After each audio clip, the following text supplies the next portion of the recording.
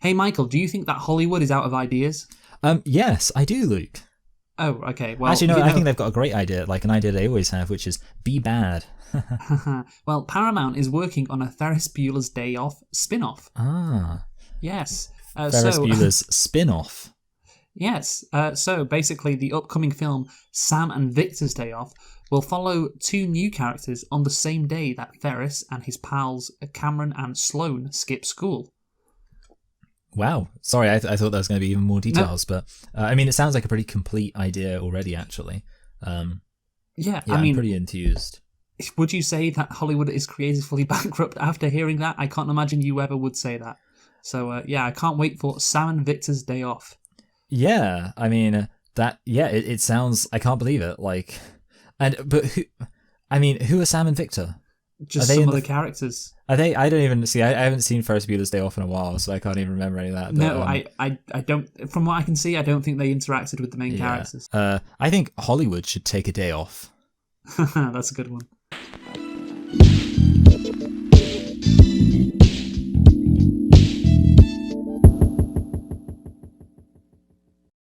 Hello and welcome to Select and Reflect, the movie review podcast where we look at films that have come out in the near and distant past. We give them a couple of watches and evaluate them beyond first impressions. And this week we are continuing our look at films that came out 20 years ago in 2002. And you know what, Luke? You know, when we first started this off, I was excited.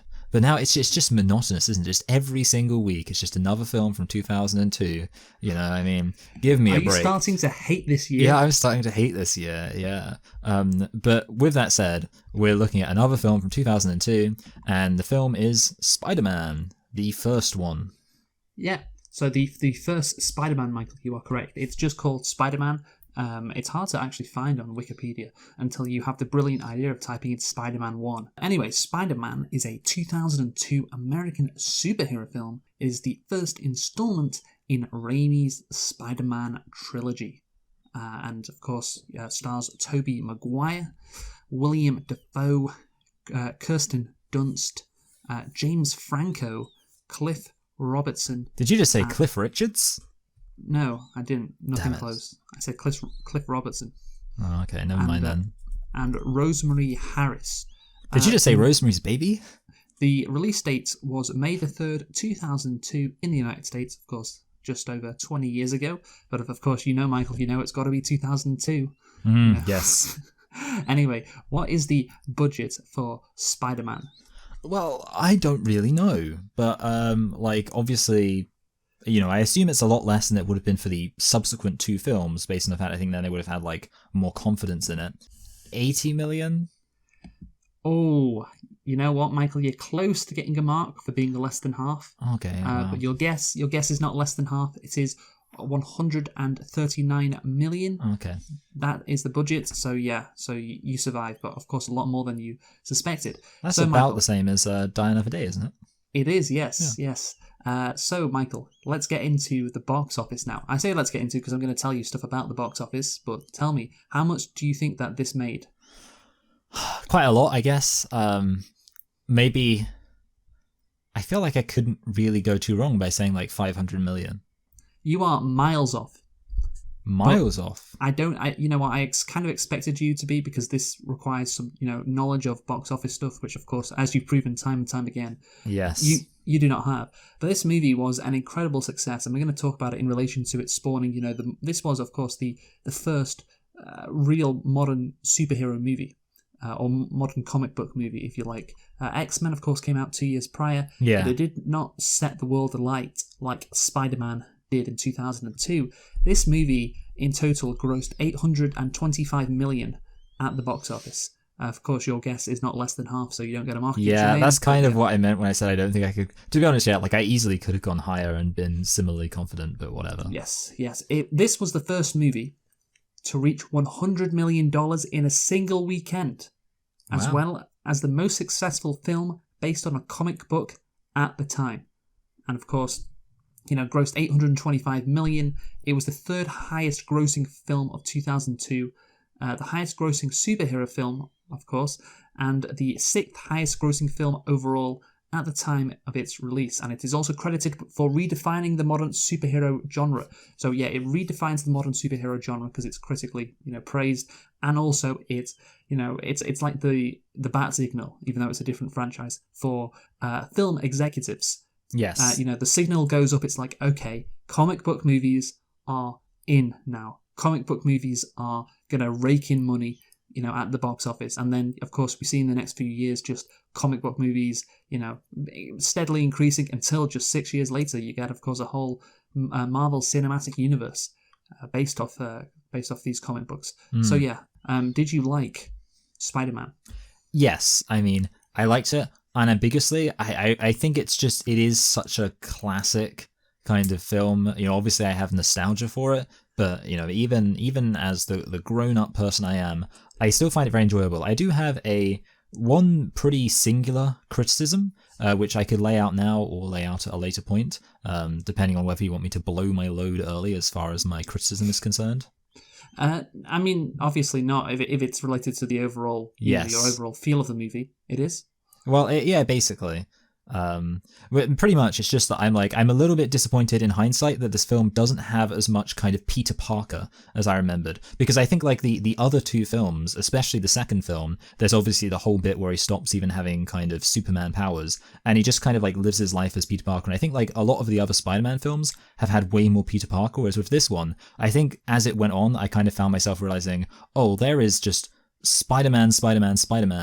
And I kind of thought, I would like to see a little bit more of, Peter Parker kind of living his regular life. That was my one criticism. But overall, and I think that knocks it down below certainly the second film, which of course, the second film is widely considered to be better. But overall, I still liked it. I still really enjoyed it. Yeah, the thing is, I kind of disagree because obviously the start of the movie, it's at origin. You learn so much about Peter Parker. And it's just Peter Parker. So in the second half of the movie, do you really need to delve into his life so much? Not really. It's not really necessary. Although I did think at one point in the movie, well, wait, so he's graduated from high school and he's living with Harry in the city and he's got a job. Is he not going off to college? What's the deal with that? Yeah, I was a bit confused. Yeah, I was actually a bit confused, because they do mention, that does get a specific mention of, the whole thing of, he says his plan, he doesn't actually kind of follow through on it.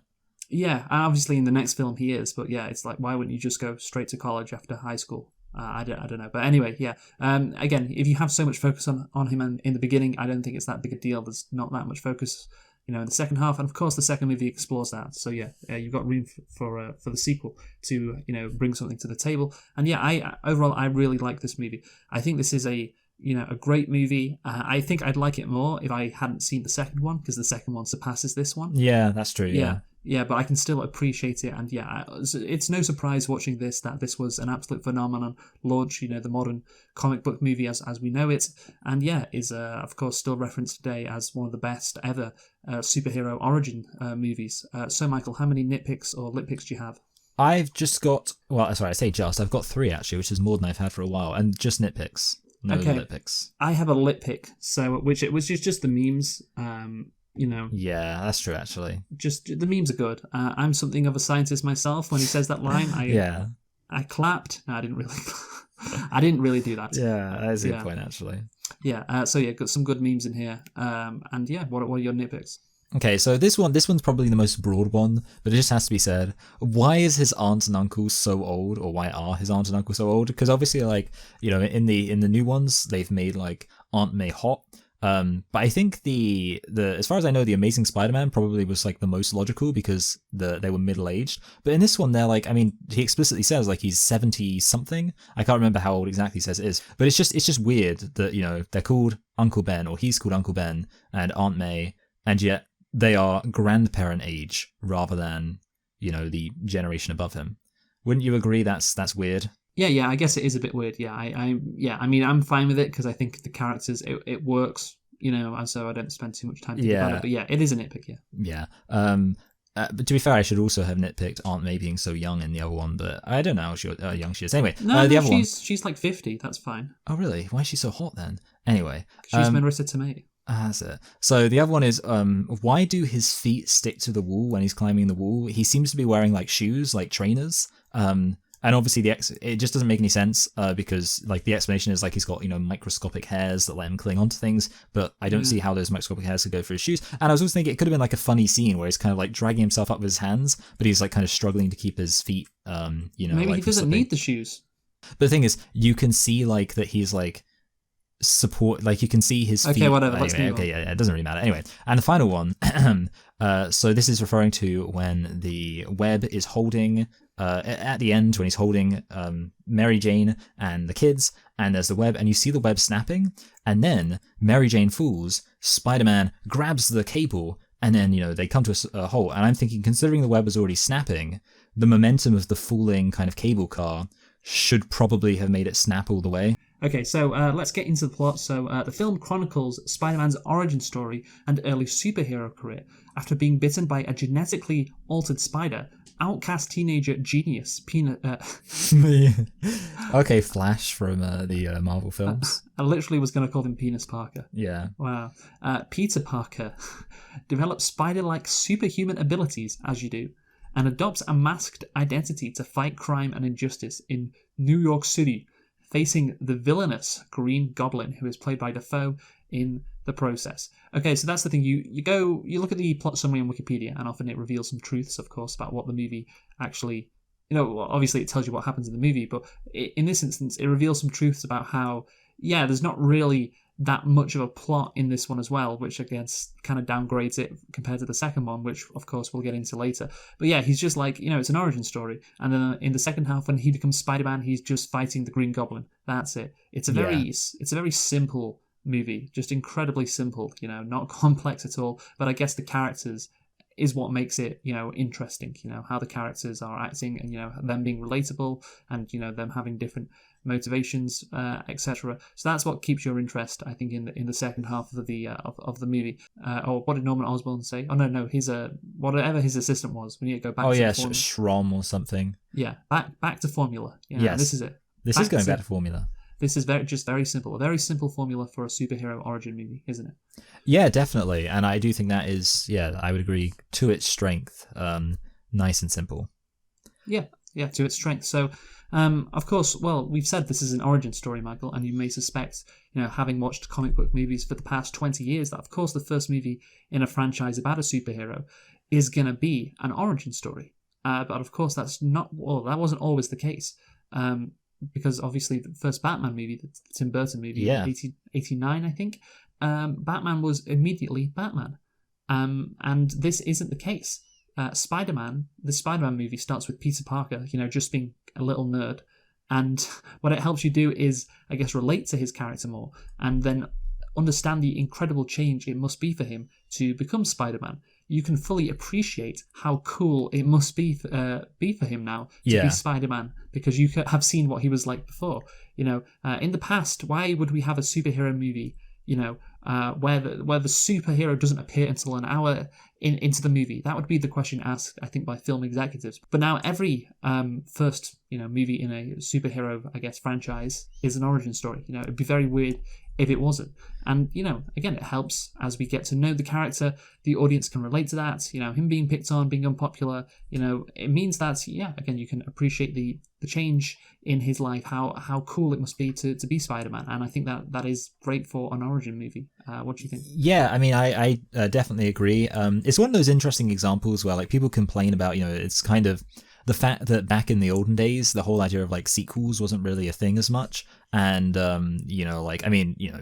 were obviously in people's minds, but like there was this idea of each individual film should kind of stand on its own. And I feel like that made people be like, oh no, you've got to have a complete story. So obviously Batman 89, that is like a complete story. Whereas this, kind of like you said, the fact that Peter Parker's character isn't necessarily explored as much, or like his personal life, means that's something which you're kind of waiting for with the sequel, which obviously is a good thing in a way, because it does mean you actually get, when you put the whole series together, a more kind of complete view where you see where he started and you kind of see it expand. So that's kind of, in a way, like a rare example. I mean, I know in the cold open we razzed Hollywood, but in a way, the fact that Hollywood is sometimes willing to now dole out a character's journey over multiple film installments is actually quite a nice thing.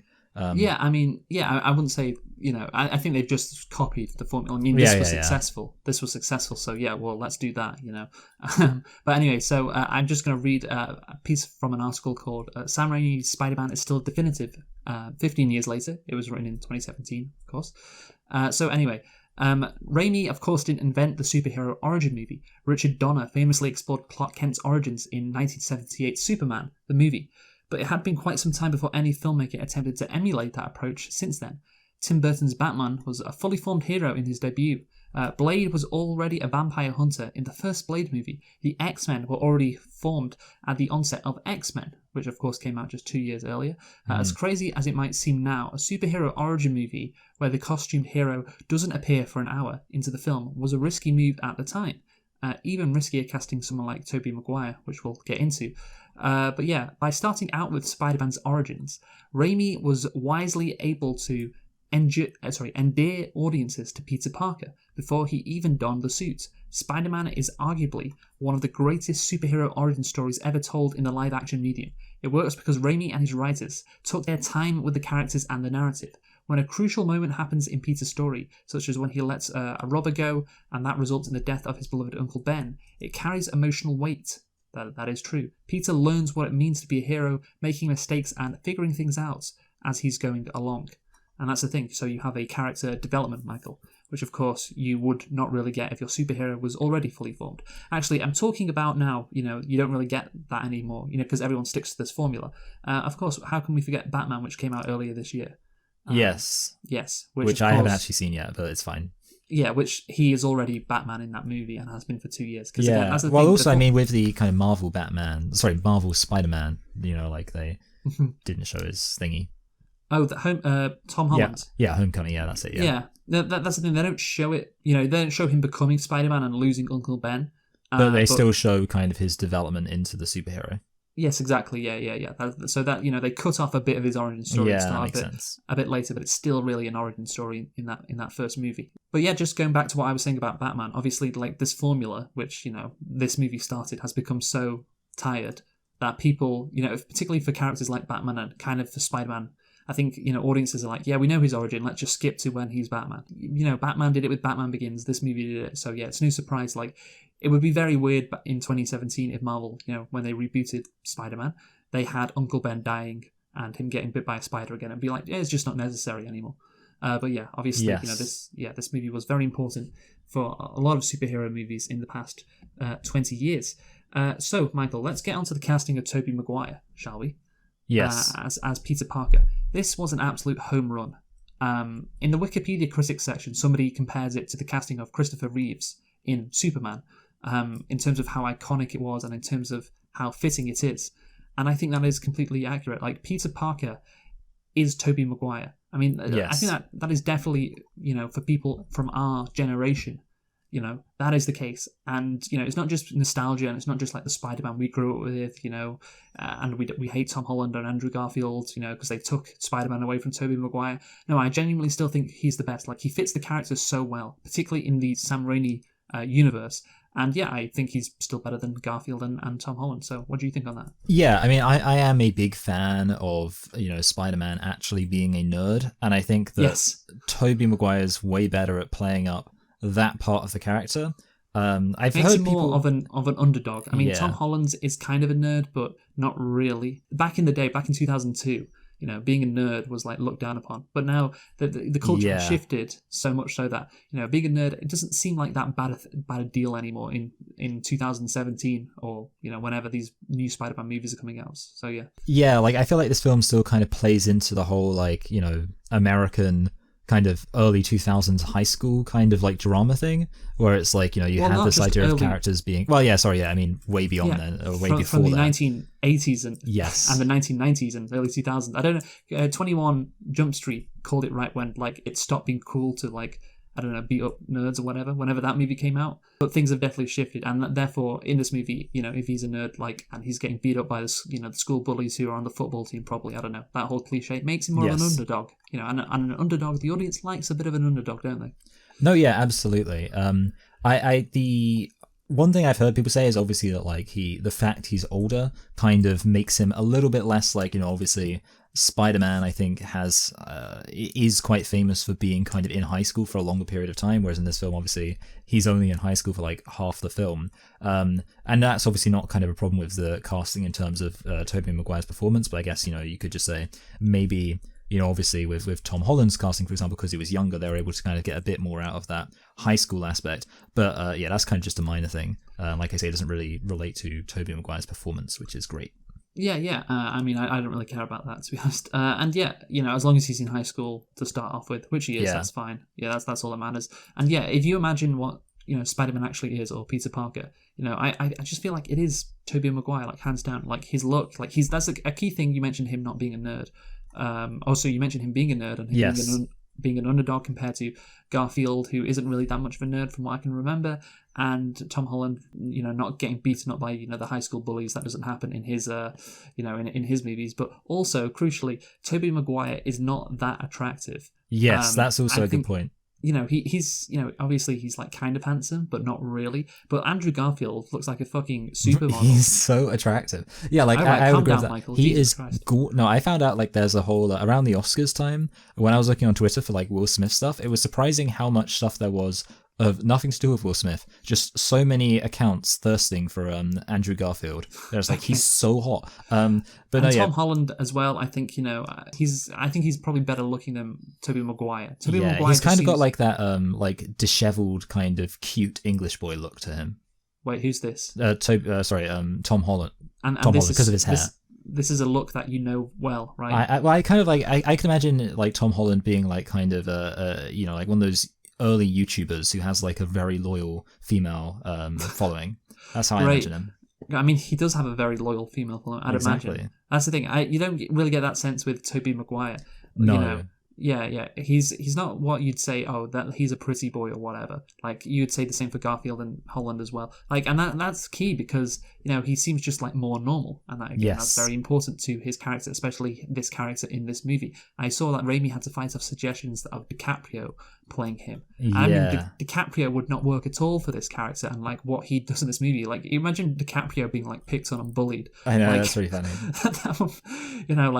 He can't get a date at the prom, fucking Leonardo DiCaprio. Yeah, absolutely. I mean, I agree. Like, it was almost like it almost feels like courageous that they like had the balls, or I guess it was Sam Raimi who fought for it to cast somebody who just isn't that good looking. Because nowadays it's just It's not like he's bad, but he's not like fucking Garfield or DiCaprio or whatever. Yeah. And that's the thing. Like his mannerisms in this movie, his demeanor, the way Tobey Maguire plays him, like he just seems so pleasant and innocent. And I think that's just perfect as well. Like he just really nails the Spider-Man, certainly the Peter Parker role.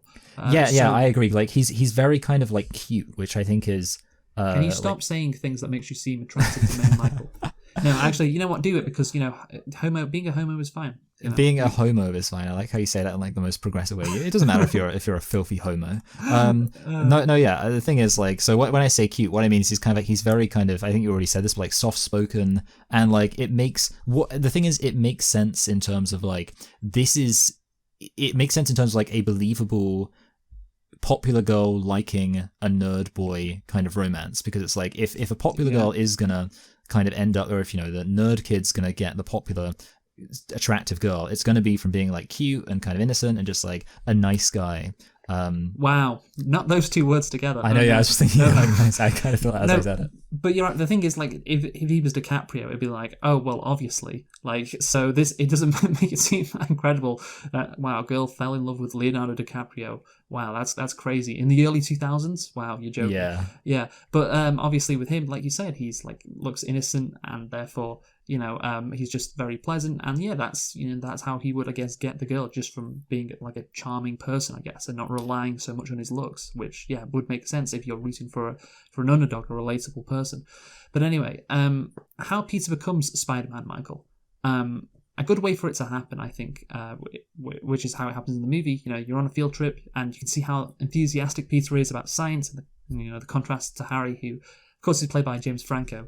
Is that good casting, James Franco? I feel like it is. I think he works very well for kind of like a popular guy. And the thing is, like, again, I mean, I don't know, like, I guess he is considered good looking, but like I could believe him being friends with like Peter Parker, and also I like Yeah, but then he's also like, he's Peter Parker's better looking friend, and I like that as like a dynamic. Yeah, and he's rich and spoiled. I think James Franco does that well. That fits in with, I think, who he is as an actor. I think it's better than just being bitten by a radioactive spider, because they're on a field trip, and it you can have a scene where it lists all of the abilities that he has now. Yes, very good, like kind of what's the word I'm looking for? Exposition.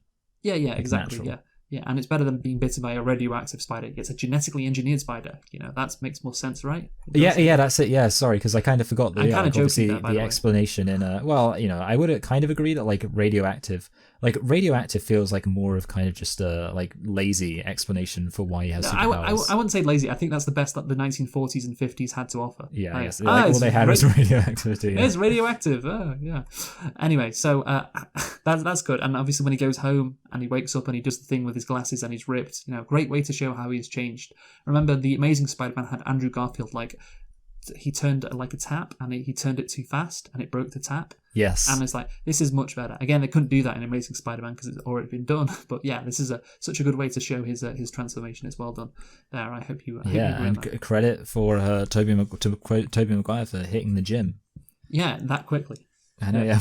Yes. Yeah, that's it. To be fair, I mean, it would have been more impressive if he would have seen him at an earlier point of his top off and he would have been like not ripped at all, because then it would have been like, oh, what a body transformation from Tobey Maguire. But instead, he'd probably just been working with the personal trainer the whole time.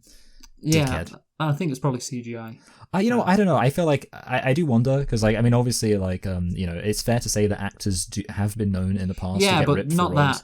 Not that big a change in like a few months. Like, that's crazy. It's definitely CGI. Yeah. Anyway, that's my opinion. But anyway, so the setting anyway, Michael. Now, of course, this movie is set in Queens in New York, yes. But the setting it's more than just that, as I'll go into. It is a perfect feel for this movie, like the universe that it's in, the reality that this Spider-Man movie is set in.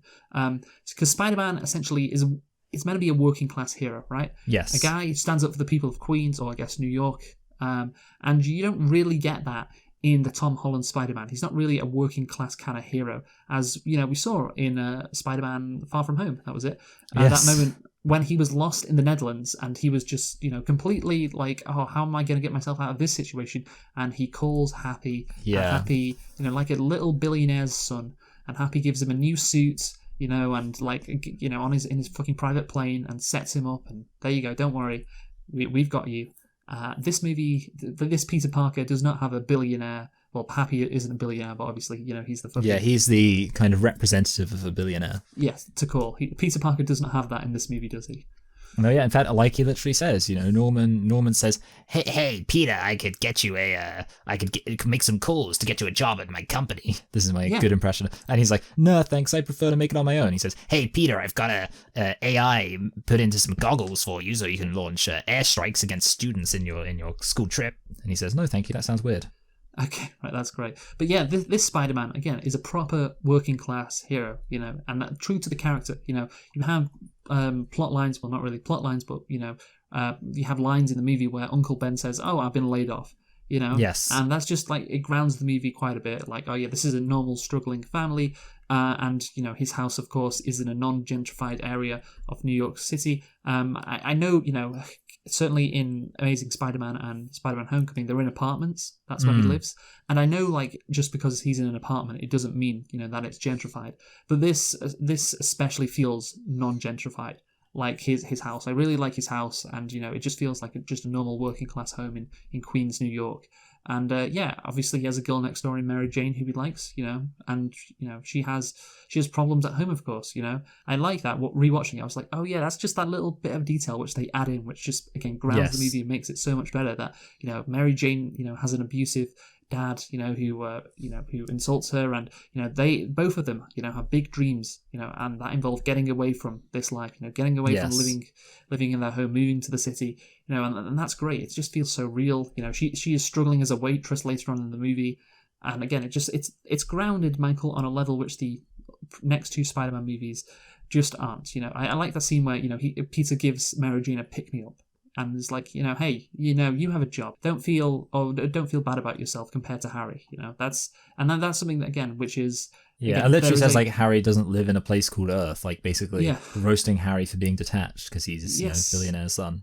Exactly. And this movie is, these two characters are grounded and live in reality, and that again makes Spider-Man's hero journey so much more powerful because you've seen where he comes from and what kind of person he is. And yeah, of course, there is a class element. You get a contrast throughout the movie with, like you say, Harry, who's of course a rich guy who is out of touch compared to Peter Parker and Mary Jane, who obviously aren't that, who are literally working class. And yeah, that really is something that I feel like modern movies or modern superhero movies, at least, well, I won't say modern superhero movies overall, but I'll definitely say the Spider-Man movies have completely lost. Yes, and yes, you could argue, it's a bit corny, it's a bit too, like kind of melodramatic. Yeah, no, not necessarily melodramatic, just like a bit too earnest, like a bit too like, oh shucks, Oh like, yeah, all of that stuff. But yeah, I'm fine with that because that's who the character actually is. I think it's a hero that a lot of audiences can relate to, and it makes him more heroic. The fact that he comes from this background. Yes, so yeah, that's why I really like it. So yeah, anything else to say on that? On the setting, no, yeah, I mean, I would basically say that I agree, and it kind of adds character to it, and like, yeah, basically, kind of everything you just said, like, it makes it feel more grounded. It makes Spider-Man feel like more of a part of his community, and that's the thing. Like, I think these films kind of in a way have just got better with time, and the reason for that is because Marvel have come along, and with the Marvel characters, they're so detached from any semblance of like actual human life that the fact that this film is such a massive contrast, because it's just like, hey, he lives in just a regular street that's kind of crummy, and like just everything about it just is so refreshing. How can you have a regular grounded Spider-Man when he, before his second movie, he goes off into space, and even fighting on alien planets, and even in the first movie, in the first fucking movie, he's fucking, Tony Stark's like prodigy, Yes. and he gets this cool suit and everything, which costs, hundreds of millions of dollars probably. Like, it's just, it's the Marvelization of Spider-Man has really removed him from his working class roots, which I think we read an article regarding Far From Home. Yes. Which talked about that, with that scene where Happy saves him. But yeah, so that's what makes this movie better, and it's just aged better with time. So yeah, the villain, Michael. Now let's talk about that. So let's first talk about the fact that the Green Goblin comes out of nowhere, really. And I think this is the worst example of a super villain origin in a comic book movie. I think I've used this example a few times before, contrasting it to better examples. Yes. Where you have Norman Osborn, who becomes the Green Goblin, on the exact same day that Peter Parker becomes Spider-Man. It is just crazy, a massive coincidence. No link between the events at all. I mean, there could have been, but obviously it's just this massive coincidence, and it is a major.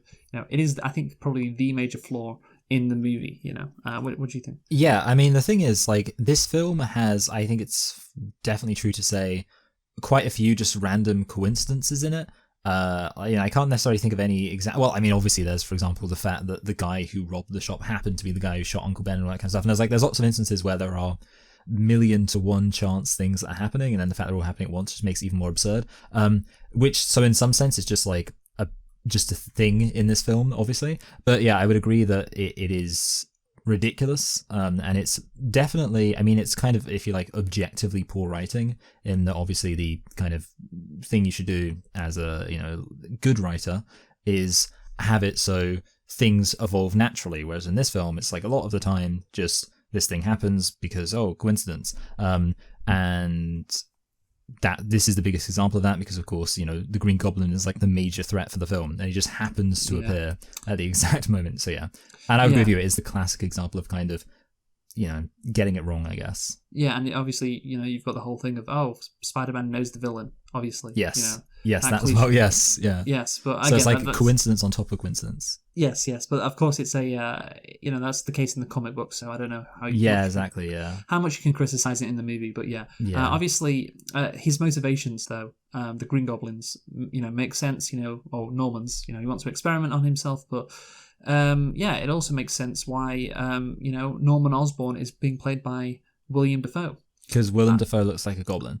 Honestly, this casting again is incredible. Like Norman Osborn, so it seems like that character William Dafoe was born to play that character. Like someone created the character of the Green Goblin and based it off William Dafoe. Yes. It is insane how good he fits into this role. Like you say, he looks like a goblin, even when he's normal Norman. And obviously he's at that board meeting and he's getting pushed out.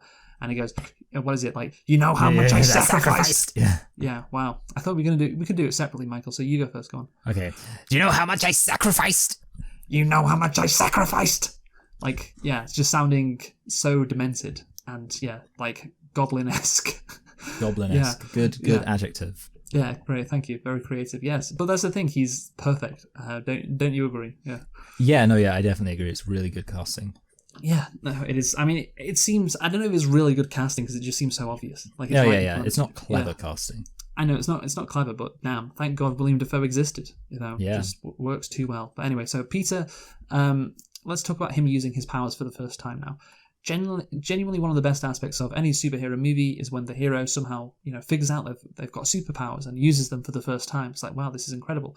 And I think this is maybe the best example of it in a superhero movie. Again, this is why this movie is so memorable, because everyone watching what they want to fantasize about. Oh, what if I had superhero powers, and they can place themselves in Peter Parker's shoes and imagine how cool it would be just to wake up one day and, you can swing from buildings and all of that and climb walls. And obviously, you have the iconic moment when Peter catches MJ's food, in her tray. Yes, which I think I remember hearing something about, like, how many, like, that took. They like set the whole day, I think, to do it, and then he nailed it on the first go. I think I remember hearing.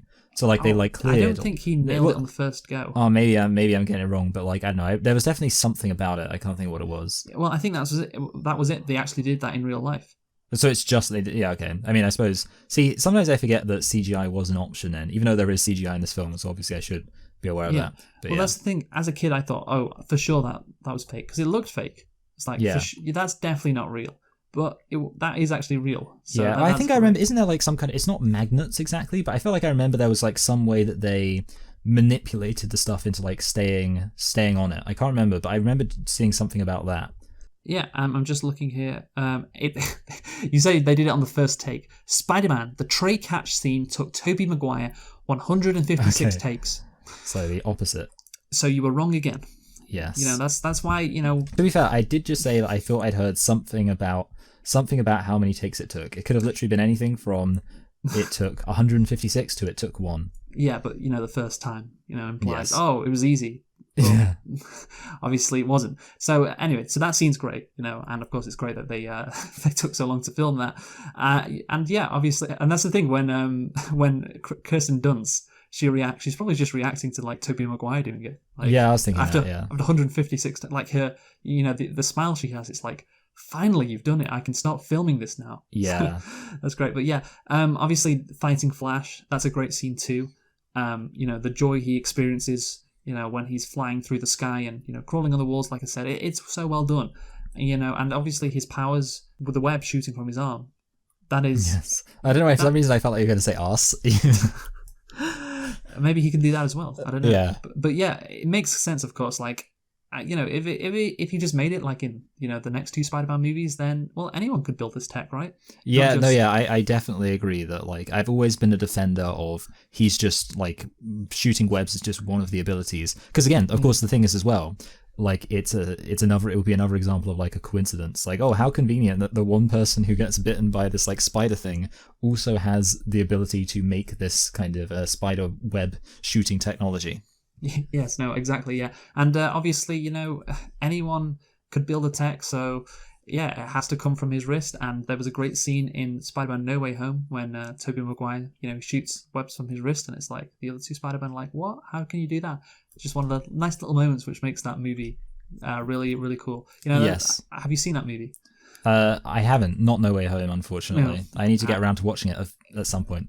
It is. I've really been slacking on my like recent Marvel films. That's the thing. It is stupid, and it's like, well, it's not that good, obviously, but like those little moments, and it is, you just have a smile on your face watching it throughout. So there you go. It is like a theme park ride, like Scorsese said. It's the best example of that. He works way better in terms of like escapism, because you mentioned the whole like web shooting thing, and one of the things I think is like good about Spider-Man, and this is going to sound very not PragerU of me, is that you don't have to work to achieve his powers, which works in terms of escapism, because the problem with Batman is it's not as good at escapism, because it's like, well, anybody could become Batman's a job. Yeah, exactly. Like that's it. Like you would, in order to be like, it's in some sense attainable. Obviously, I'm not suggesting that anyone can become a billionaire, but No. like thinking about saying like, oh, I wish I was Batman. In theory, you don't have to just sit there and wish for it, because there's the fact that you could actually make active steps to do it, which means it sucks as escapism, because the whole point of escapism is that it's something which is unattainable. It just sounds nice. To be fair, I don't think Batman is going for that. I don't think it's going for escapism. I agree. Yeah, but this movie definitely is. And yes. In fact, I was going to put in my conclusion, like when we concluded, I had one word, which was escapism. That's what makes this movie so good, so memorable. It is good pure brain waves. Yeah, escapism, yes. Yeah, because obviously it works better because, of course, the fact that it's just like you just get the superpower. The other point is just that like his abilities are way more kind of dynamic, because it's not just like generic, oh, he's strong, or oh, he has gadgets, which is kind of boring. It's like the specific abilities he has of like, you know, the web thing, I just think really makes for, you know, it just gives his like kind of abilities a well-defined character. It's fun. Yeah, compared to so many other superheroes where it's just like, just whatever.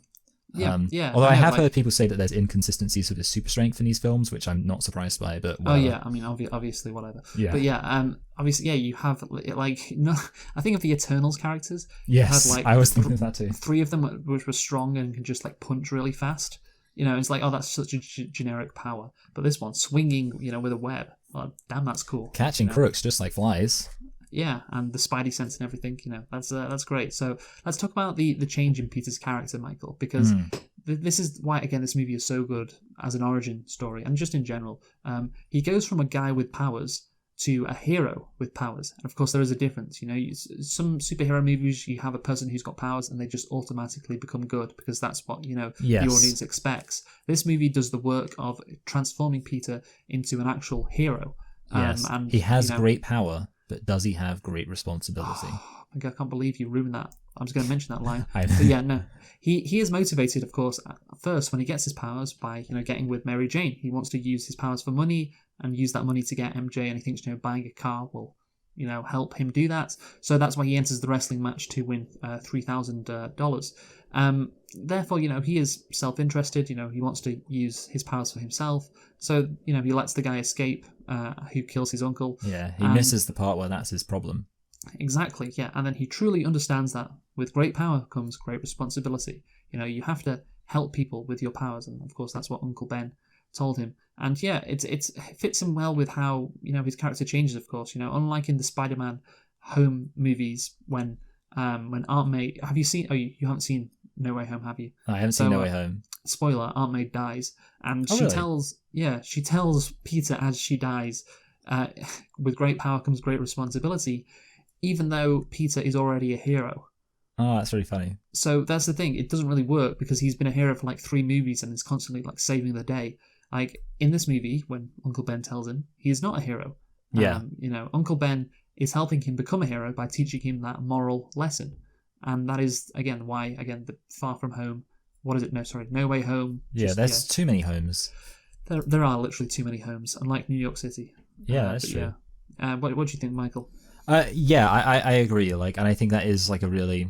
So yeah, obviously, great power, great responsibility, great line, and yeah, the kind of general point of like the fact that he realizes he needs to be a hero, it is good. I like that. Yeah. I like how and you know, I do specifically like, of course, you already mentioned it, the fact that he lets that guy go because he wants to be selfish, but then that ultimately kind of ends up having a negative effect. So he realizes, hey, you've got to help people, which is good. Exactly. Yeah, and yeah, it's very well done. Although it is done why anybody would expect Peter to stop the guy with the money, you know. Yeah. He's got a gun and Peter doesn't. But also, you know, I was thinking it's a big price to pay. Like, it was just petty theft, and that led to his uncle being killed. I know, yeah, that is kind of crazy. Yeah, it's like, oh, he didn't stop a petty theft. Yeah, someone stealing $3,000, which happens like every hour in New York City, probably. You know, yeah. It's like, oh, you didn't stop that, Peter. Well, your uncle's dead. There you go. Serves you right. You know, like, yeah. Anyway, so how do people not figure out that Peter Parker is Spider-Man, Michael? How do people not figure that out? Well, if I remember correctly, he talks like this. Hello, my name's Peter Parker. I mean, Spider-Man. So no one can tell. That's the thing. He doesn't need to. He just shows his face. That's the issue. Like, there's no point in changing your voice. I know you're joking, but you know, there's no point in changing your voice if you're showing your face, and that's what he does at the wrestling. You know, where he shows his face, and of course he has a similar costume, and it's called Spider-Man. Yeah, so no one puts 2 and 2 together. I know, and also, you know, at high school, you know, he has that web attached to him. You know, Yes, exactly. There are so many moments which, like, if people just had any memory, there was another moment I was thinking of where I can't think of what it was, but it was like a moment where I think it was like when someone gets attacked. So I don't know if it would have been like, but basically thinking to themselves, oh, isn't it funny that this happened to happen to me? Was and it then Mary Jane? Maybe. Well, yeah, it probably is. Like, I guess it's like, I mean, the obvious fact would be that Mary Jane knows that Spider-Man is like into her, but then also finds out Peter Parker's into her, which is, obviously not as direct, but yeah, I would agree with you that the kind of the two big ones of, at the wrestling match and the web at school. Well, yeah, definitely people should think about this. People will obviously be wondering who the Spider-Man is, and obviously, you've got Tobey Maguire, it's Peter Parker, who is obviously, he turned up at the wrestling event and was, Spider-Man. And then, Jade Jameson's not a very good journalist. Well, I was going to say, again, that then who is the guy taking pictures of Spider-Man? It's fucking Peter Parker. Like, that's the thing, it really wouldn't take long to work out in this universe who he was. And I imagine there would be a great amount of public, interest in that. So yeah, just another big flaw there that they could have perhaps wrote around. I'm not sure how, but yeah. Anyway, so about 55 minutes into the movie, we have Peter Parker become Spider-Man, which is, of course, what we said earlier in the origin story. Like, it takes a while, and yeah, almost an hour into the movie, that's the first time he puts on the costume and becomes Spider-Man. And we have New Yorkers talking about him, which again just makes he stinks, and I don't like him. This movie feel more real and authentic again. Feels so grounded, and I think that works because that's how it would be if Spider-Man actually existed in real life. You get New Yorkers, just with their stupid, inane comments. But anyway, we are then introduced to some more great casting. We've talked about the great casting of Norman Osborn. We talked about the great casting of Peter Parker. But this might be the best one of the lot, which is saying something, which is, of course, J.K. Simmons as J. Jonah Jameson. What can you say about this casting that hasn't been said? I mean, it is so good that the next two Spider-Man reboots didn't recast J. Jonah Jameson. He was just mentioned in the Amazing Spider-Man movies, just mentioned like, oh, J. Jonah Jameson, he's doing something at the Bugle or whatever. And of course, like, they brought back J.K. Simmons in Tom Holland. Like, this guy is literally irreplaceable because of how iconic he is as this character. That's incredible, isn't it? No, yeah, definitely. And it is, I mean, it's so obviously like just an example of the best casting ever. Also, by the way, I don't know if you know, but like the kind of assistant who J. Jonah Jameson keeps shutting down is, I believe, Sam Raimi. Maybe Sam Raimi's brother, I can't remember. I think it is his brother, I remember. Oh, yeah, because, so basically he's just always like, and he's just, I don't know, he's a real like MVP in terms of just like adding to J. Jonah Jameson's just funniness. He is like he's just such a great character. It's a great character and perfectly played. I know, right? And obviously in this movie, he's in it for like a couple of scenes. In the next movie, you don't realise how much he is in the second movie compared to the first. In the second, he's in it for like 10 scenes, Yeah. Like this one, it's just a couple. But yeah, again, incredible. And, if... What's that line he says? If he doesn't want to be famous, I'll make him infamous. Yes. It's a great line. And, the other great line where he goes, when he names the Green Goblin and says, these weirdos all gotta have a name now. Yes. So, yeah, it's his lines as well, which are great as well, and the character and his acting, it all works so well. And a little bit I like about this character too, he doesn't rat out Peter Parker. I was about to mention that too, yeah. Yeah, the Goblin asks, who's the guy that takes the pictures of Spider-Man? And he's like, I don't know. That is a really nice touch. I really like that quite a bit. Yeah, I mean, I don't know. See, have you seen, I want to mention this now, do you even know about who Jenny Nicholson is?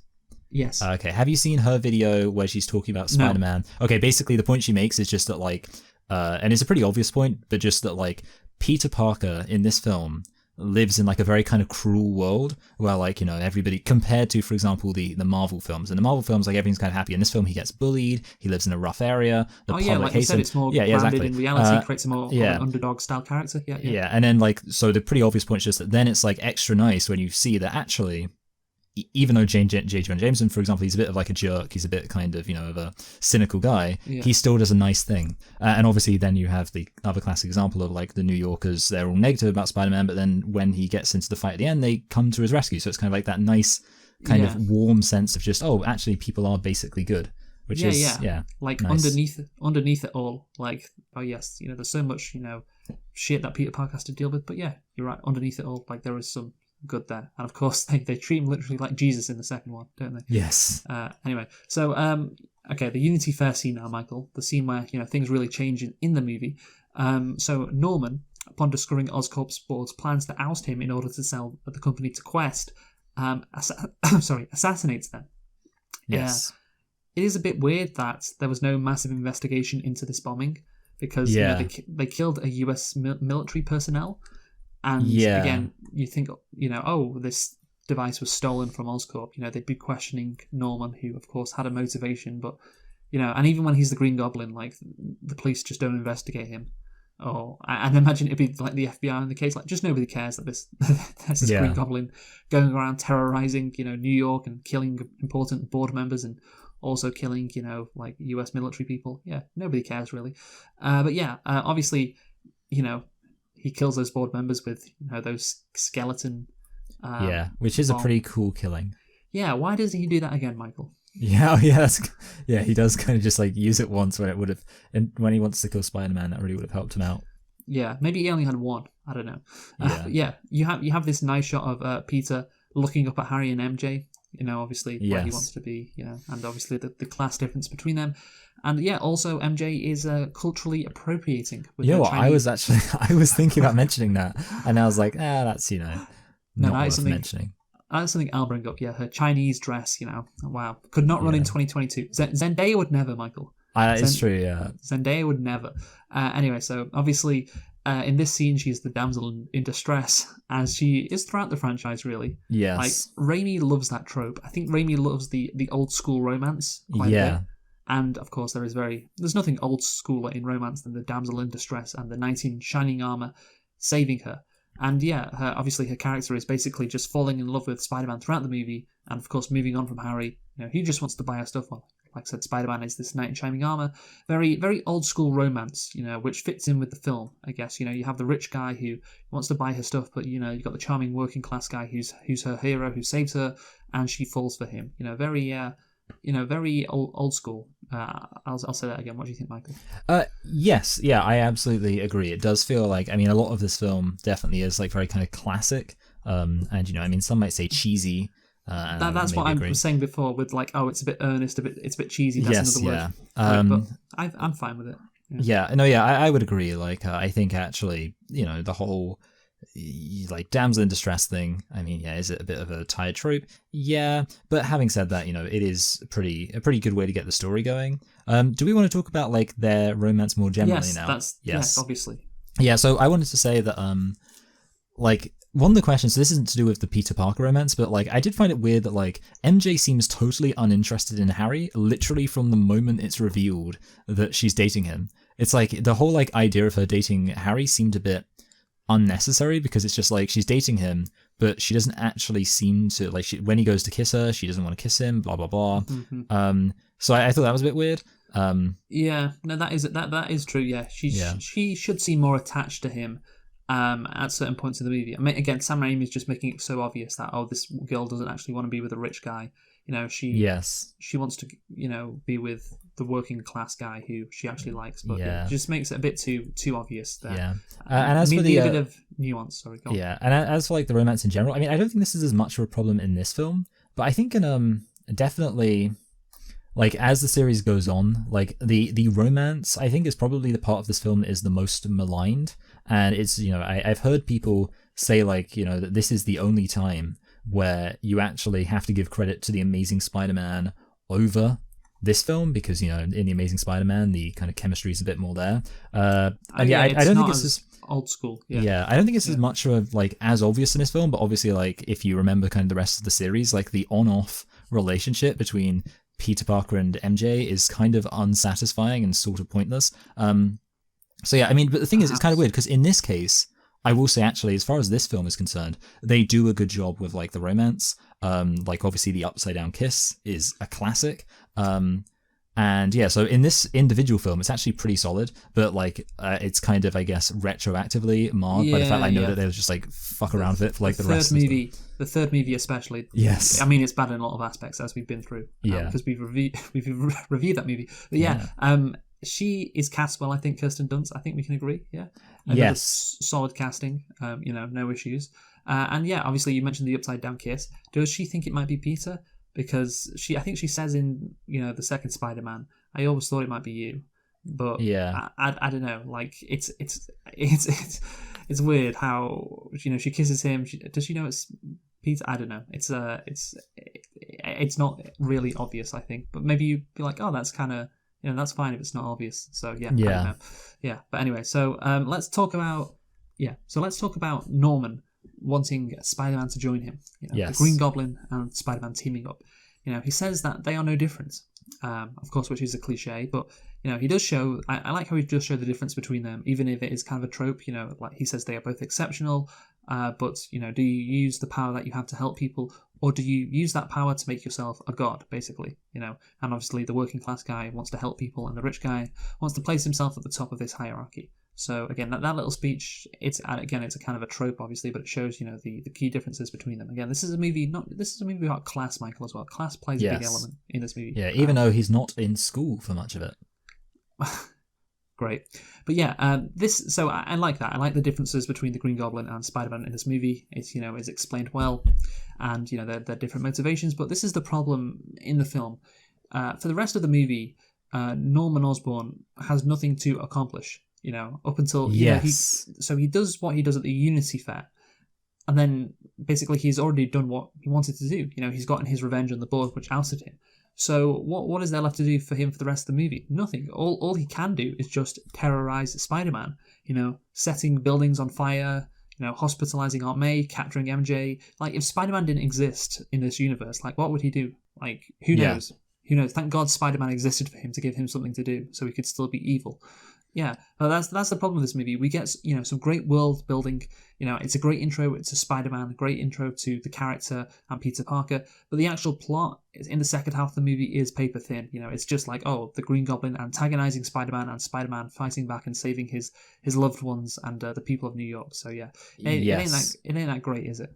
Yeah, I absolutely agree. Like, I was thinking that exact same thing. Just like, it feels like what they needed was, again, I guess I'm giving credit to Homecoming, because obviously the Vulture is another example of, it's kind of a different situation, because obviously the Vulture was more working class, but kind of a hard done by businessman who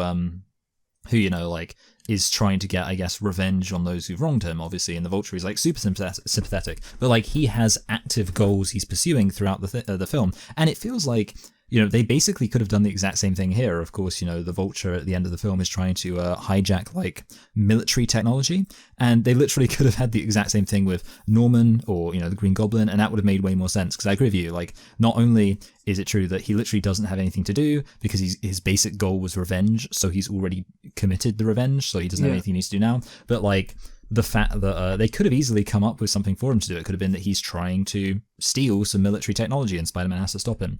Bad. No, yeah, I know, I agree completely. And yeah, obviously, to be fair, when he captures MJ, it is to get revenge on Peter for taking MJ away from Harry.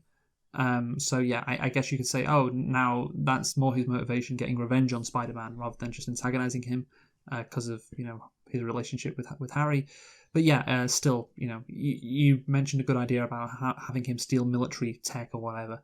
That would be, that would be good. But yeah, anyway, so Norman obviously fights Peter, and Peter is wounded. And then at the Thanksgiving dinner, Aunt May invites Mary Jane, Harry, and Norman. Again, I like this scene because it's like a scene which is, again, kind of grounded. I don't know why Norman Osborn would be having Thanksgiving dinner there, but yeah, I was kind of thinking that. Yeah, I guess maybe Harry invited him. I don't know, but anyway, during the dinner, Norman sees the wound and realizes Peter's identity. That's the thing; he seems to suspect he is Spider-Man beforehand, though, which is the issue. Anyway, Norman obviously attacks Peter, and of course we get the great, deliver us from evil scene with with finish Aunt May. it. Deliver us from evil. Amazing, iconic. Sam Raimi, the fact that he does that, that's the thing. It's campy, obviously, to some extent, and it's silly and it's ridiculous, but he somehow does it. He somehow rides the line just perfectly. Yes, so you still feel like it's a grounded movie, which I still do, but you have those like silly comic book elements in there, and they're just like fleeting. I like that scene. How can you not like that scene, Michael? No, yeah, definitely. It's very funny. It is funny. Then, of course, he holds Mary Jane and Roosevelt Island tram, car full of children hostage along the Queensboro Bridge. Yes. I want to say, by the way, his whole plan relies on being very confident that Spider-Man wouldn't be able to save both. And it's a little bit kind of disappointing when you do watch it and you realize, like, oh wait, he's just able to save both, and it's not a choice at all. That just shows how much of a great hero he is. Yeah, I suppose you're right in a way. It's the Green Goblin sets him what he thinks is an impossible task, but he doesn't know that the grit and determination that Spider-Man has. Spider-Man sure is a hero. That is PR stuff there for Spider-Man, or at least this movie. Because that's the thing, it's in the comics though, right? That is something from the comics. Yeah, I'm pretty sure it is. He has to save both Mary Jane and the I'm pretty sure, actually, my memory is that it's the other one, Gwen Stacy in the comics. And I'm pretty sure, actually, that is the scene where she dies. I'm like 99... Because you know obviously how So maybe actually in the comics he doesn't save them both. Well, I don't know. Maybe it's different comics. There's more than one comic. There is more than one comic. Can't remember that. Yeah, all of New York. I love, of course, all of New York attacking the Goblin because Spider-Man is one of them. He's a Knicks fan and a Yankees fan. He hates De Blasio. Yes. I don't know. De Blasio's gone now, so they can't complain about that. But yeah, the old thing, you mess with one of us, you mess with all of us. Yeah, I like that line. That played very well after 9/11, and indeed I read a couple of reviews that talks about that. Yeah, maybe did they add it? Did they add that in post 9/11?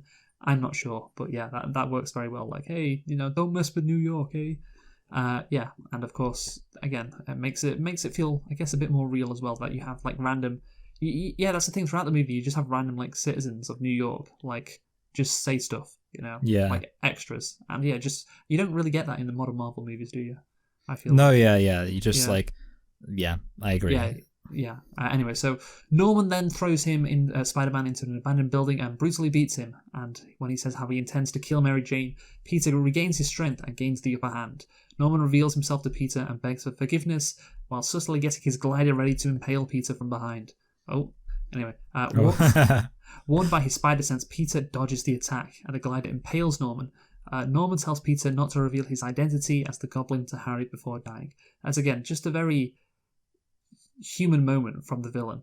Yeah, which is just show again. People talk about Norman Osborn being a tragic character, and I think that's right. And that line at the end just fits in very well with him being a tragic character. Like underneath it all, he's still there's the bit of humanity at the end. Like he cares about Harry and all of that. But yeah, it is a really good ending, I think. Yes. I like how the fact that Norman, he's been consumed by the Goblin, and so there's no split personality. He has merged at the end, like because you have that scene of him talking in the mirror to himself. So it's like, there's two different people. They loved doing that in the early 2000s, didn't they? No, yeah. With Gollum as well. Yeah, but obviously it's like, there's no differentiation between the Green Goblin and Norman Osborn anymore. There's just the Green Goblin. Yeah, exactly. So, yeah, tragic ends, but then underneath it all, he's still saying, "Don't tell Harry," which is a nice line. Raimi knows what he's doing, and yeah, and obviously then you have the funeral, which sets up the sequel. Yes. So yeah, this movie was so ahead of its time that it was setting up sequels. Yeah, anyone would have thought they would have had a bloody end credit sequence. Yeah, I know, right? Anyway, let's conclude. You go first, Michael. Yeah, okay. So this film is good. And it is, like, we kind of already complimented it for how real it feels, how, it feels like just like such a classic film. And obviously it handles Spider-Man's character really well. He's a very interesting character. Peter Parker's very interesting. The emotions are on point. The theming is on point.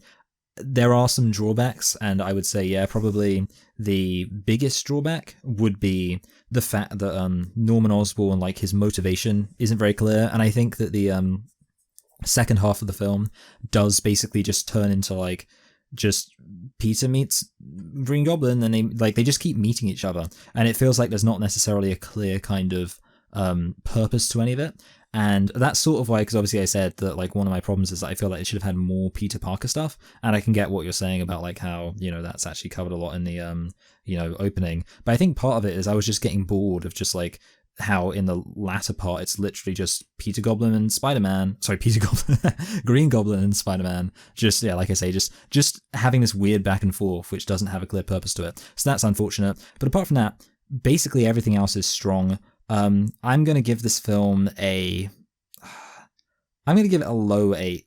I was thinking maybe a high 7, but no, I'm going to give it a low 8. And yeah, just because, I really do like the feel of it and the ambiance. the ambiance, yeah. Again, like I said before, when I mentioned the conclusion, escapism. This character of Spider-Man, it's escapism. It's swinging through the air and all that. As we mentioned, that's pure escapism. It's a fun power to have, but also escaping from his situation where he's down on his luck, and that's again what makes the movie a bit classic. You can say, oh, it's a bit of a tired trope, but it works especially for this character, for Spider-Man, because you want him to be relatable. You want him to be a character you can really root for as well. And so, I do love the overall feel of this movie, which is, again, why I'm going to rate it quite high. And the first half, again, with the world building and the origin of Spider-Man is great, as we've been through. It's great how he becomes Spider-Man. It's just in the second half where you need a stronger plot, and that plot is very thin, like we said. It's just, the Green Goblin attacking Spider-Man and vice versa. And you said you'd like more Peter Parker in the second half. I think it'd just be better if there was, more plot. You don't need more Peter Parker. A better plot that Peter has to solve. Has to take down the Goblin because he's stealing something or whatever. Not that complicated. But obviously, they just kind of didn't really have a lot of ideas in the second half. But of course, they improved upon that in the second movie. But I'll say for this first movie, it's still great. Again, I think this will be even more heralded than it already is if the second one didn't exist. But I think this is an 8.5 out of 10 for me. Completely revolutionized the comic book. Comic book movies. Had a formula. Is the best superhero in my opinion as well. This is an 8.5, an absolutely home run of a movie, Michael. So what are we doing next week? Well, next week we're doing a very long film, and we're doing, I don't know, that's the main thing I'm thinking about with it, which is weird because I'm excited to do it. It's just very long, and it is the Two Towers, Lord of the Rings: The Two Towers, the final 2002 film. Yeah. But very long, and that's it. That'll be it for 2002. So again, we didn't really talk about how this movie is very 2002. I guess it's New York from 2000. Oh, we didn't mention that they edited out the Twin Towers teaser trailer. Yes, indeed. Yeah, if there'd been a reference to that, that would feel very 2002. But again, it's kind of, it's not so much 2002 because this you feel like if this movie was set in any time in New York, probably between like 2006 to like 1996, that would make sense.